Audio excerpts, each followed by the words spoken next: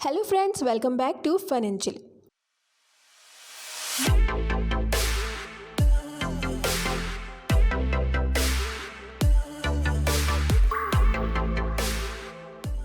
अभी कुछ दिन पहले एक तमिल मूवी रिलीज हुई जिसकी चर्चा हर जगह हो रही है। इस मूवी की कहानी में ना कोई रोमांस है और ना ही कोई किलर, बल्कि है तो सिर्फ सोना। कैसे गोल्ड माइन लोगों के जीवन को बदलती है और क्या है इसकी हकीकत, वो आज हमें इस वीडियो में पता लगने वाला है। जी हाँ, मैं बात कर रही हूँ थंगलान मूवी की, जिसको आज हम एक्सप्लेन करने वाले हैं। अगर आपको मौका मिले तो इस मूवी को एक बार ज़रूर देखिएगा, बहुत ही गजब की स्टोरी है। तो चलिए बिना देरी के वीडियो को स्टार्ट करते हैं। मूवी स्टार्ट होती है 1850 से, जहाँ क्लेमेंट नाम के एक ब्रिटिशर्स को दिखाया जाता है। उसे अपनी इन्वेस्टिगेशन में ये पता चलता है कि आसपास के इलाकों में सोना छुपा हुआ है। वो उस सोने को कैसे भी करके पाना चाहता है। फिर हमें एक जमींदार को दिखाया जाता है जो क्लेमेंट से कह रहा होता है, जो आपने पता लगाया है वह सब झूठ है, उस जगह पर भूत प्रेतों का साया है। अभी कुछ समय पहले 5 लोग उस सोने की तलाश में वहाँ गए थे। वो गए तो सही, पर लौट कर वापस कभी नहीं आए। पर क्लेमेंट को तो वह सोना चाहिए ही था। फिर सीन चेंज होता है और हमें बेपुर नाम के एक छोटे से गांव को दिखाया जाता है। सुबह होते ही गांव के सारे लोग काम पर जाने लगते हैं। फिर हमें पता लगता है कि इस गांव की सारी ज़मीन उसी जमींदार की है। यह सब तो बस उस पर मजदूरी के लिए जा रहे होते हैं। अब कहानी थोड़ा आगे बढ़ती है और हम अपने इस कहानी के नायक थंगलान को देखते हैं। थंगलान सोते हुए एक सपना देख रहा होता है जिसमें उसे अजीब सी चीज़ें दिखाई देती है। थंगलान सपने में किसी से लड़ रहा होता है जब उसकी बीवी गंगमा उसे जगाती है। हड़बड़ी में वह अपनी बीवी को ही चाकू निकालकर मारने की कोशिश करता है। गंगम्मा उस पर जोर से चिल्लाकर उसे मारते हुए कहती है, पहले तुम अपने सपने से बाहर आओ। तब जाकर थंगलान होश में आता है। थंगलान के टोटल 5 बच्चे हमें कहानी में दिखाए जाते हैं, एक लड़का और 4 लड़कियां। बेटे का नाम होता है अशोकन और पूरे गांव में थंगलान की ही खुद की ज़मीन होती है। ये किसी की मजदूरी नहीं करते, अपने खुद के खेतों में काम करते हैं। थंगलान के काम पर जाने से पहले उसकी बीवी गंगम्मा उससे कहती है कि इस बार फसल की कटाई पर उसे एक ब्लाउज चाहिए, बिल्कुल वैसा जैसे जमींदार की औरतें पहनती है। खैर, अब हमें गेंगू नाम के एक व्यक्ति को दिखाया जाता है। इस गांव के सारे लोग नीची जाति होने की वजह से गेंगू पत्तर या गेंगू का ये मानना होता है कि अगर यह ब्राह्मण में कन्वर्ट होंगे तो उनके मरने के बाद वह सीधा स्वर्ग जाएंगे। इसलिए वह गाँव के कुछ बच्चों को ब्राह्मण में कन्वर्ट कर देता है और उन्हें उनके तौर तरीके सिखाने लगता है। वो कहता है कि अब तुम अलग हो, तुम्हें मांस नहीं खाना, छोटी जाति वालों के साथ नहीं बैठना, और इसी तरह और बहुत सारी बातें करता है। ये सारी बातें थंगलान का बड़ा बेटा अशोकन देख और सुन रहा होता है, लेकिन उसके पल्ले कुछ नहीं पड़ रहा था। अब वो सोचता है कि आखिर गेंगू ऐसा क्यों कह रहा है। फिर हमें थंगलान की फैमिली को उसके साथ खेतों में गाना गाते हुए दिखाया जाता है, जो गाना गाते गाते अपनी फसल काट रहे होते हैं। इससे पता चलता है कि ये लोग अपनी ज़िंदगी में बहुत खुश हैं। फिर थोड़ी देर के बाद हमें ज़मींदार और उसकी बीवी को आते हुए दिखाया जाता है, जो खेत का काम देखने के लिए आते हैं। थंगलान उस ज़मींदार के सामने सब ज़मीन वालों से यही कहता रहता है कि ये सारी ज़मीनें हमारी है, इन ज़मींदारों ने हमारी ज़मीनों को हमारे बड़े बूढ़ों से छीन लिया। ज़मीन मेहनत करने वालों की है और यह हमसे टैक्स के नाम पर हमारी ही ज़मीन छीन रहे हैं। अब रात होती है और सारे किसान उन्हीं खेतों के पास सो जाते हैं। थंगलान के बच्चे उसे एक कहानी सुनाने के लिए कहते हैं। बच्चों को नींद नहीं आ रही होती है और वह थंगलान से हाथी की कहानी सुनाने की जिद करने लगते हैं। फिर थंगलान बच्चों को अपने ही पूर्वजों की कहानी सुनाना स्टार्ट करता है। दरअसल इस गांव से कोसों दूर हाथी की आकृति वाला एक पहाड़ है, जिसके पीछे एक नदी बहती है। उस नदी में थंगलान के परदादा और बाकी लोग सोने को ढूंढते रहते हैं, लेकिन हर बार सोना थंगलान के परदादा को ही मिलता है। फिर वहाँ एक राजा आता है जो अपने सैनिकों को उस नदी के पास भेजता है ताकि वो उन लोगों से सोना छीन सके। लेकिन थंगलान के परदादा और बाकी लोग उन सब सैनिकों को मार डालते हैं। इसके बाद थंगलान के परदादा खुद राजा के पास आकर अपना सोना उसे दिखाने लगते हैं और कहते हैं, आप भी मेहनत करके ढूंढ लो, पर हर किसी को ये सोना नहीं मिलेगा। फिर राजा के सारे सैनिक नदी में सोना ढूंढने लगते हैं, पर किसी के हाथ कुछ नहीं लगता। राजा के दल में एक ब्राह्मण होता है जो एक मोर का पीछा कर रहा होता है। फिर वो देखता है कि मोर एक सोने के पहाड़ के ऊपर जाकर बैठ गया है। वो एक रियल सोने का पहाड़ होता है। अब जब वो ये बात राजा को आकर बताता है तो थंगलान का परदादा कहता है कि यह सोना हमारा नहीं है। नदी में जो सोना बहता है उसी को हम हासिल कर सकते हैं, जमीन का सोना हमारा नहीं है। पर राजा उसकी बात नहीं मानता और अपने कुछ सैनिकों को उस पहाड़ पर भेज देता है सोने को हासिल करने के लिए। पर तभी उस पहाड़ से बहुत सारे सांप निकलकर उन सैनिकों पर अटैक कर देते हैं। उन सांप के हमलों से काफ़ी सारे सैनिक मारे जाते हैं और बहुत सारे सैनिक भाग खड़े होते हैं। तभी थंगलान के परदादा उस राजा को एक सांप से बचा लेते हैं और इन सांपों पर कुछ पाउडर जैसा छिड़क देते हैं, जिससे ये सारे सांप भाग जाते हैं। फिर थंगलान के परदादा कहते हैं कि यही सांप उस पहाड़ी की रक्षा करते हैं और पहाड़ के ऊपर आने वाले हर शख्स को डस कर मार डालते हैं। इन सब जाल के पीछे आरती नाम की एक तंत्रिका का हाथ है। वो इस जमीन की मालकिन है और वही उस सोने की रक्षा करती है, अपनी ज़मीन की रक्षा करती है। तभी राजा उससे पूछता है कि इसके इस मायाजाल को कोई तोड़ सकता है? तो थंगलान का परदादा कहता है कि तोड़ तो सकता हूँ, पर इसके बदले मुझे क्या मिलेगा? और वो राजा से डील करने लगता है कि मैं आपको वह सोना ला कर दूंगा, उसके बदले हम गांव वालों को हमारी ज़मीनें वापस चाहिए जो आपने ऊंची जाति वाले लोगों को दे रखी है। वो राजा भी इस डील को एक्सेप्ट कर लेता है। फिर थंगलान का परदादा अपने लोगों के साथ उस पहाड़ पर चला जाता है। जैसे ही वह आगे बढ़ता है तो कुछ लोग उसके ग्रुप पर अटैक कर देते हैं और उन लोगों में लड़ाई होने लगती है। फिर वहाँ आरती भी अपने लोगों के साथ आ जाती है और दोनों गुटों के बीच भयंकर लड़ाई होती है। आरती भी अपनी मायाजाल को इस्तेमाल कर रही थी। फिर थंगलान के परदादा और आरती आमने सामने होते हैं। वो आरती को अपने वश में करके उसे बांध देते हैं। राजा इस सब से खुश होकर उसे अपनी कटार देकर सेनापति बना देता है। फिर राजा के कुछ लोग उस पहाड़ से सोना लेकर आते हैं और राजा को दिखाने लगते हैं। उन्हें पता लगता है कि यह सिर्फ सोने जैसा दिखता है, असल में यह सिर्फ मिट्टी है। इस बात से राजा गुस्सा होकर थंगलान के परदादा से कहता है, तुमने हमें धोखा दिया, और अपनी कटार वापस ले लेता है। थंगलान के परदादा कहते हैं कि यह सब आरती की माया है, पर वो उसकी बात नहीं सुनता। फिर वो ब्राह्मण उस राजा से कहता है कि यह सब उस मूर्ति की वजह से हो रहा है। असल में सभी समस्याओं का कारण वही है। उस जगह गौतम बुद्ध की मूर्ति होती है। राजा जाता है और मूर्ति के सिर को धड़ से अलग कर देता है। यह देखकर आरती बहुत गुस्से में आ जाती है और इतनी जोर से चीखने लगती है कि वहाँ खड़े सभी लोगों के कान फटने लगते हैं। फिर थंगलान के दादा बड़ी ही मुश्किल से उसका पेट चाकू से काट देते हैं और उसके पेट से बहुत सारा खून बहने लगता है। वो सारा खून सोने में बदल जाता है। यह देखकर राजा बहुत खुश हो जाता है और इस कहानी से हमें पता चलता है कि जो ज़मीन थंगलान के पास है वो उसकी पुश्तैनी परदादा द्वारा कमाई गई ज़मीन है। फिर हम प्रेजेंट में थंगलान को देखते हैं जो बच्चों को ये कहानी सुनाते हुए सुला देता है।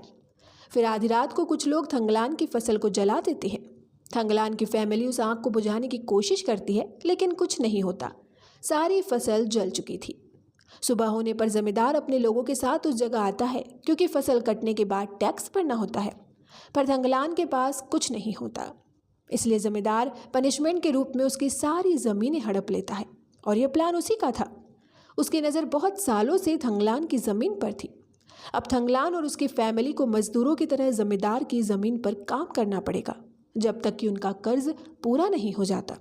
अगली सुबह थंगलान की सारी फैमिली जमींदार की ज़मीन पर मजदूरों की तरह काम करने लगती है।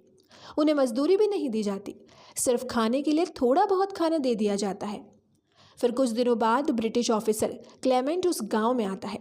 क्लेमेंट का एक आदमी जो लोकल ही होता है वो गांव वालों से कहता है कि सर की इन्वेस्टिगेशन में ये बात पता चली है कि कुछ दशकों पहले हमारे ही परिवार के लोगों ने सोना ढूंढने में राजा की हेल्प की थी। क्लेमेंट सर उस सोने को दोबारा खोजना चाहते हैं और इसके लिए उन्हें तुम्हारी मदद चाहिए।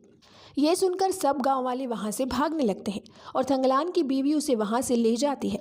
क्लेमेंट गांव वालों से वादा भी करता है कि जितने दिन आप लोग मेरे साथ काम करोगे मैं आप लोगों को मजदूरी दूंगा। रात होती है और थंगलान अपनी बीवी को समझाने लगता है कि वो क्लेमेंट के साथ जाएगा और इसे इसके बदले में कुछ पैसे मिलेंगे जिससे वह अपना कर्जा उतार लेगा और वहाँ सोना भी मिलेगा। वो यहाँ ऐसे गुलामों की ज़िंदगी नहीं जी सकता। थोड़ा समझाने के बाद गंगम्मा मान जाती है। फिर सुबह होते ही गांव के कुछ लोग क्लेमेंट के साथ निकल जाते हैं, जिसमें थंगलान, वर्धन नाम का एक बंदा और गेंगू होते हैं। क्लेमेंट के साथ उसका बेटा विलियम भी आया होता है और वो थंगलान के बेटे के साथ बहुत घुल मिल जाता है। वो जात पात ऊंच नीच को नहीं मानता। थोड़ी दूर जाने के बाद क्लेमेंट का वो बंदा वहाँ से डर के भाग जाता है। फिर क्लेमेंट, विलियम, आर्थर नाम का एक बंदा और थंगलान और उसकी टीम जंगल के अंदर जाने लगती है। कुछ दूर जाने के बाद उन्हें वहाँ एक नदी मिलती है।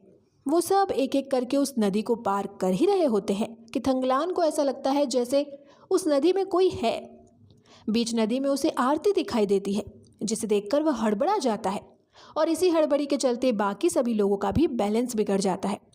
इसी दरमियान उसका पैर नदी के अंदर दो पत्थरों के बीच फंस जाता है और वो बहुत कोशिश करता है पर वहाँ से नहीं निकल पाता।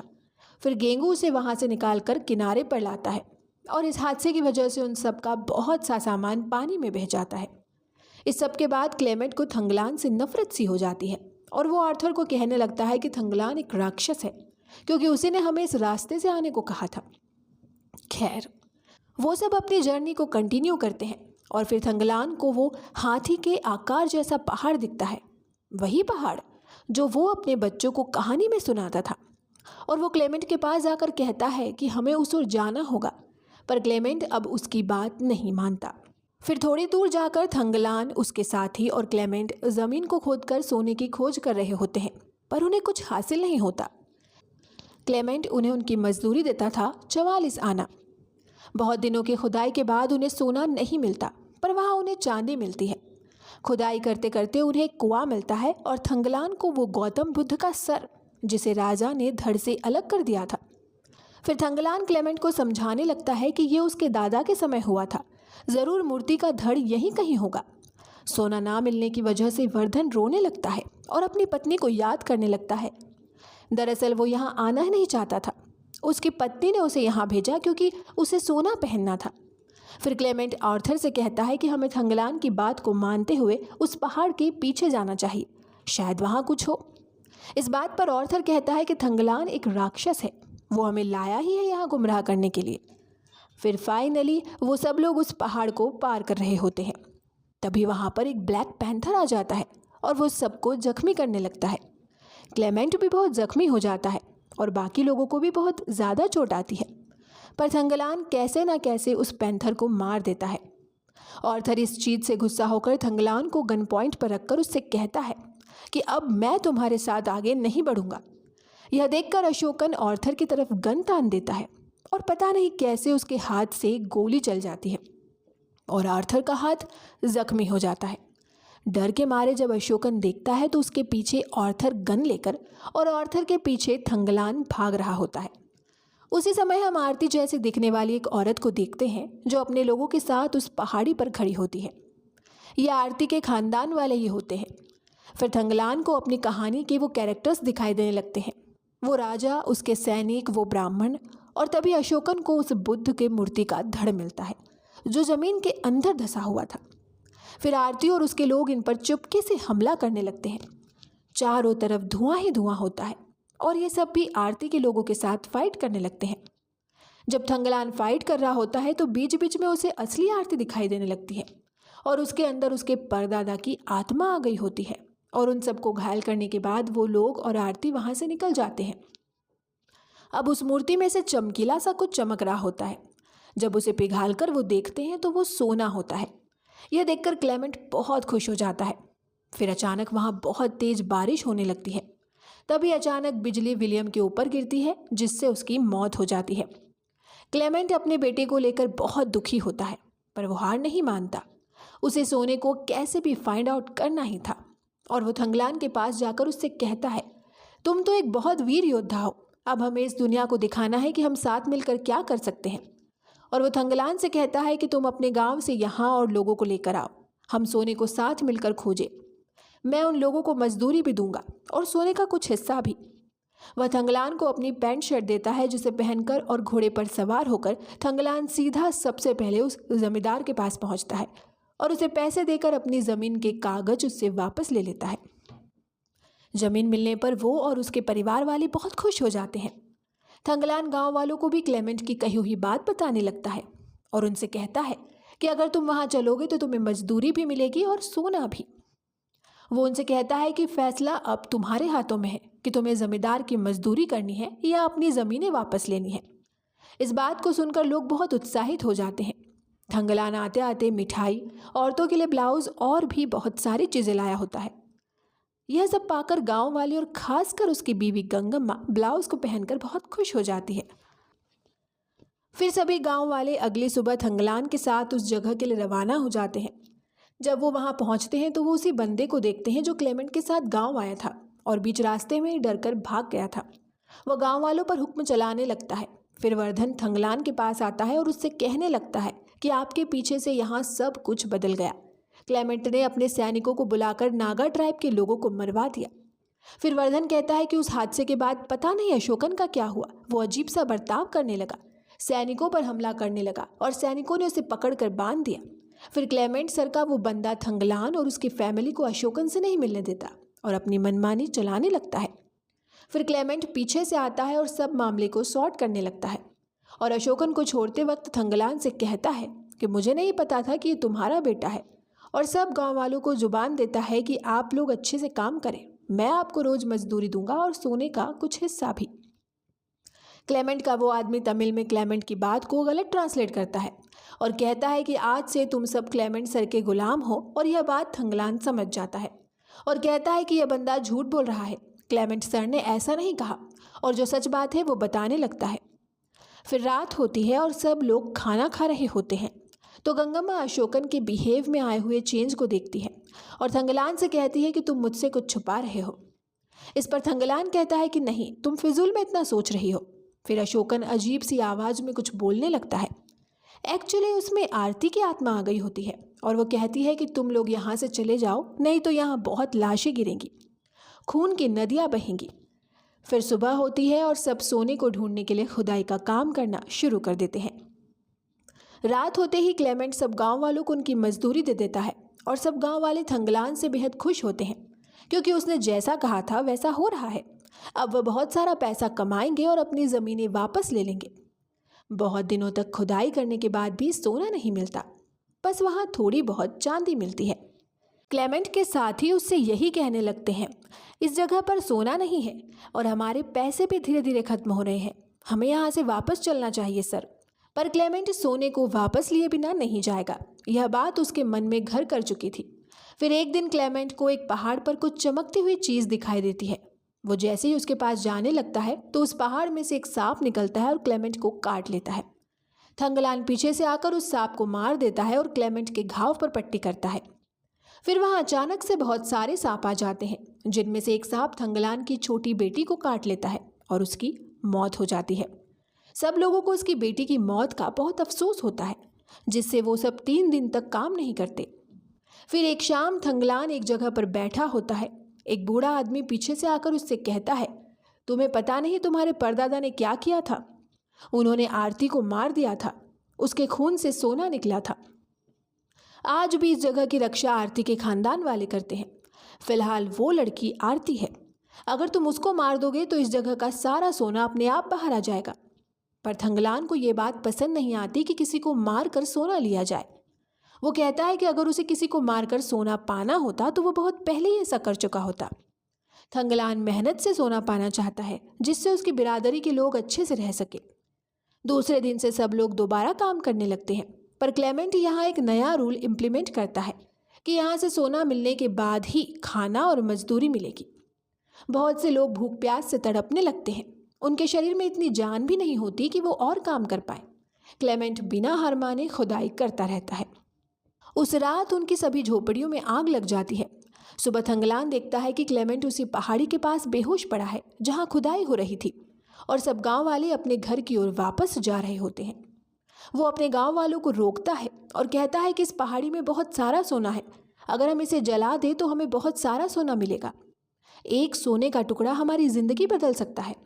वो गांव वालों को रोक ही रहा होता है कि क्लेमेंट और उसके साथी गांव वालों पर बंदूक तान देते हैं, और क्लेमेंट उनसे कहता है कि अब तुम सब मेरे गुलाम हो और ये मेरा ऑर्डर है कि तुम सब यहाँ काम करो।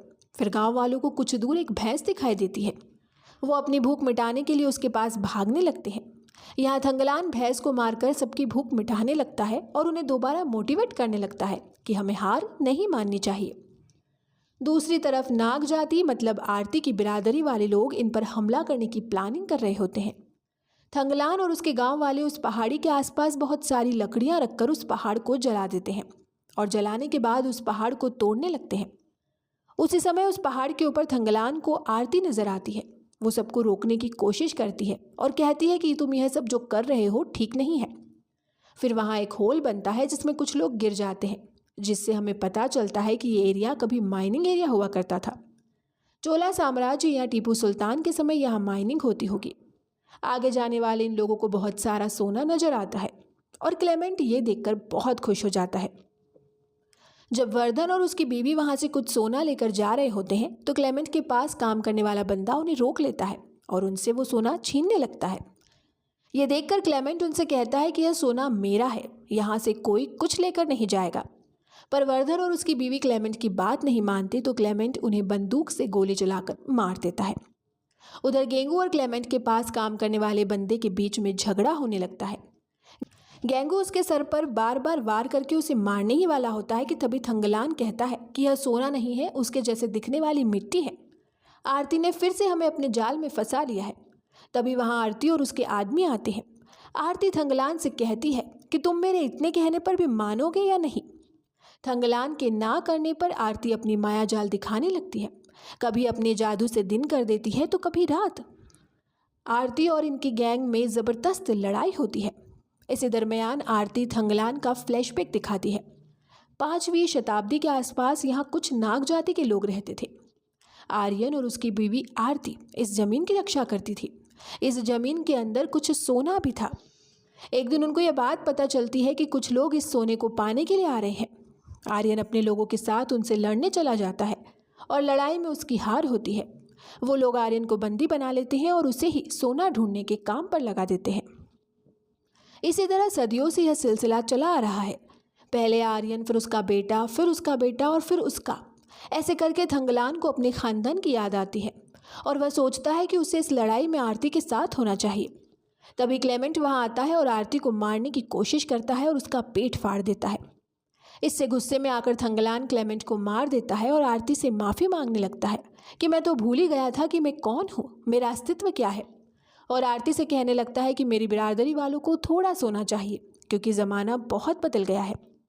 आरती, अगर तुम इसमें मेरी मदद करोगी तो तुम्हारी बड़ी मेहरबानी होगी।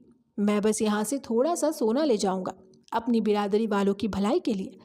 मरने से पहले आरती उसे परमिशन दे देती है। थंगलान उस माइन में जाता है और वहाँ से थोड़ा सा सोना लेकर ऊपर आता है और गाँव वालों से कहता है कि यह सोना हमारी सारी परेशानियों को ख़त्म कर देगा। उस सोने को देखकर गांव वाले बहुत खुश हो जाते हैं।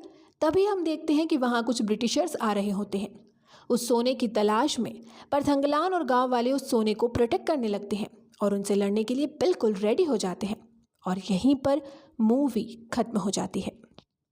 तो दोस्तों, आपको यह मूवी कैसी लगी हमें कमेंट करके ज़रूर बताएं। साथ ही वीडियो पसंद आई हो तो इसे लाइक और शेयर करें और अगर हमारे चैनल पर नए हैं तो इसे सब्सक्राइब करना ना भूलें।